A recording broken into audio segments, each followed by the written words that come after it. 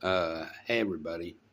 Um, this is what I have right now, the current state of the art or whatever of my fractal magic ghost number cubes and my higher polyhedra magic ghost number stuff. And I just think it's better when you're in person. You can see it better.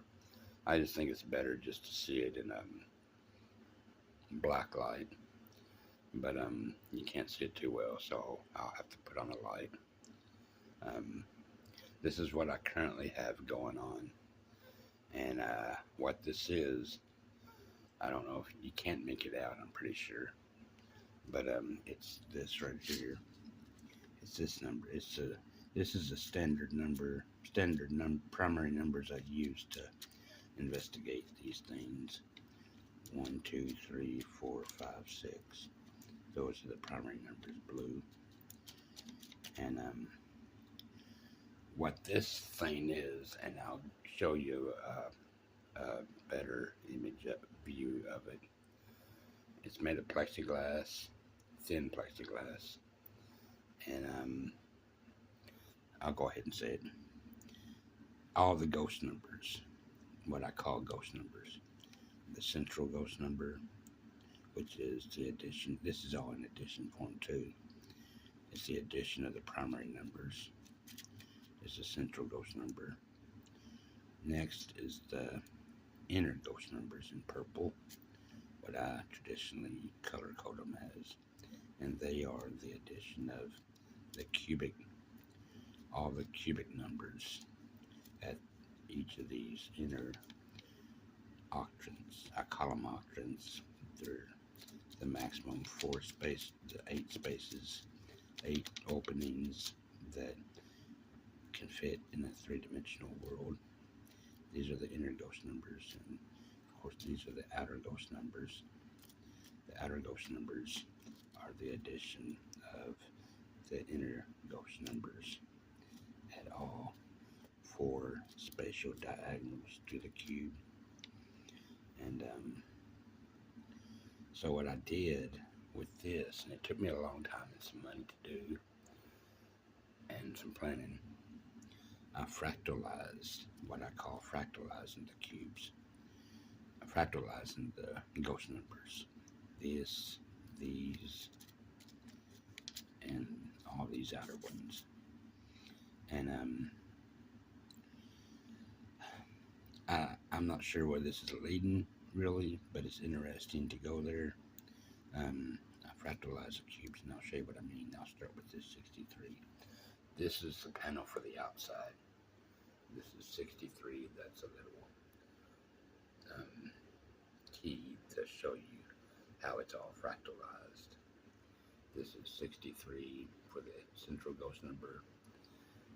And the key thing to remember about these ghost numbers is that every ghost number has the potential to create a entirely new magic ghost number, a cube.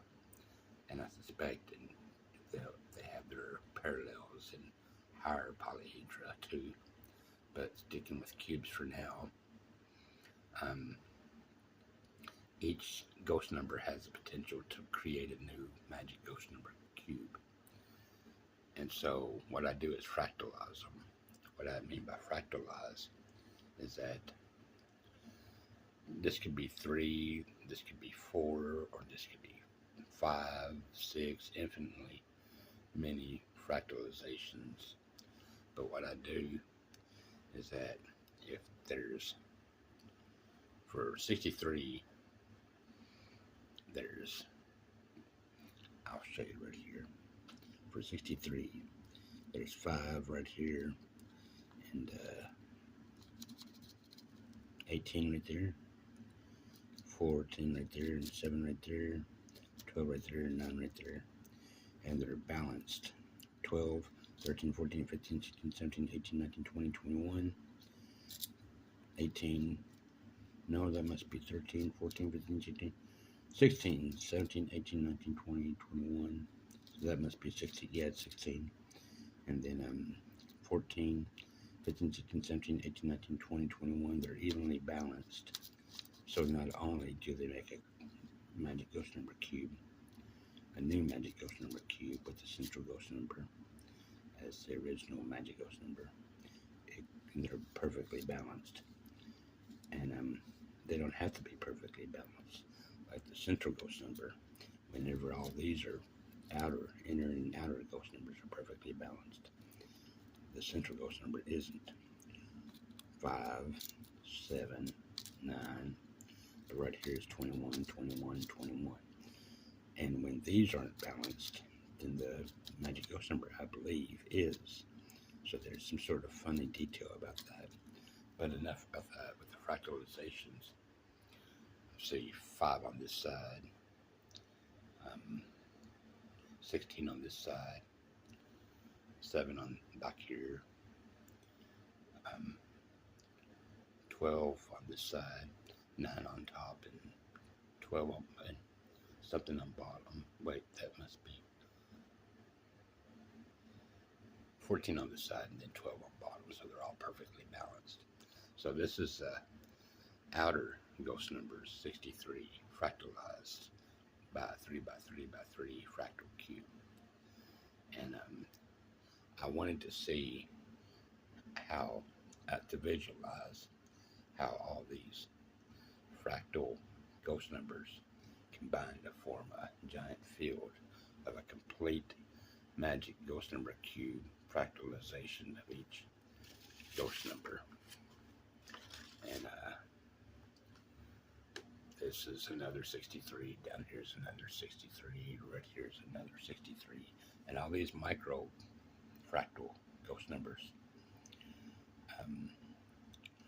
added together is 567. Divide the original central ghost number by 567, you'll have 9, which is the 9 cube faces on one face.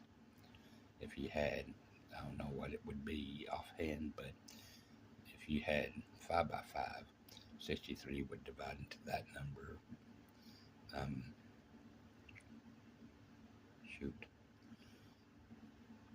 25 times, I think. It would be the face. It would be the faces at this side and nested cubes and everything. And so right there is the central ghost number of the original magic ghost number. That's on its own middle plane of these plexiglass things, and it has its relationship with the numbers. And then over here is at 36, which is where it should be. And back there is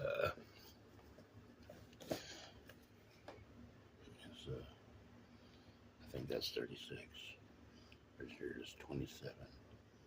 Down here is 45.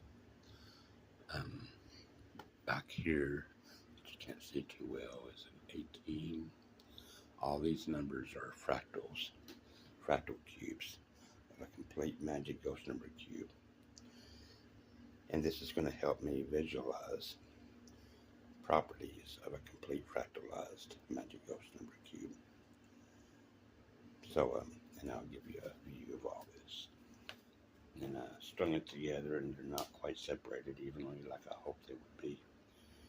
And it's very touchy because very thin plexiglass for the price. And don't want to chip them or crack them or anything.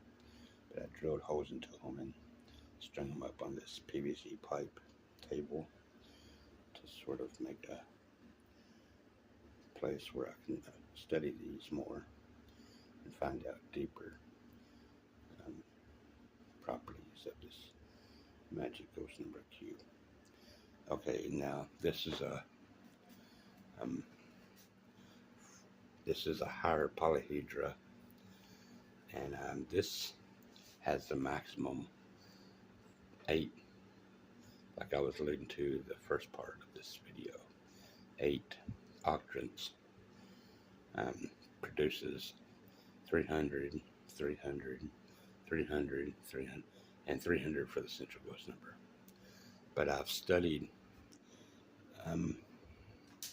other polyhedra, and these are sort of falling apart, and Higher Polyhedra, and they produce more than just 8 octants, and that can't fit into our three-dimensional space.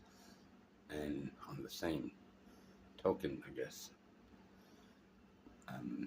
you can't derive whole number ghost numbers, outer ghost numbers, or inner ghost numbers. They don't match up, and they need to be repaired a little bit more.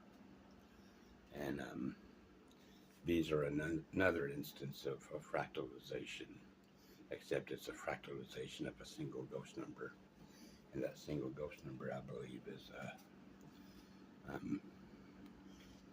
21 for the central, 1, 2, 3, 4, 5, and 6 for a magic ghost number cube. Not every single ghost number, just a whole magic ghost number cube. It's actually the central ghost number that's fractalized.